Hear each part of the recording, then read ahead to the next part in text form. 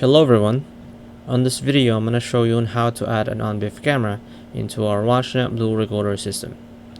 So from the live view, you can right click anywhere on the screen to bring up the main menu.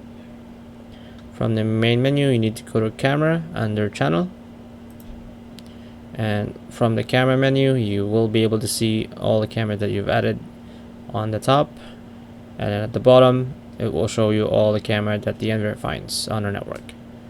So select the camera that you want to add. For example, I will select this, and then I will enter the username and password of the camera.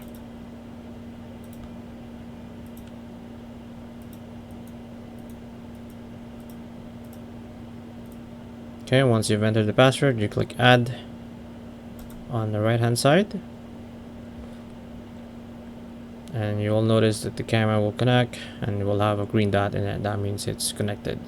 So if you go into the right or live view, you should be able to see the camera there. Okay, thank you for watching and have a good day.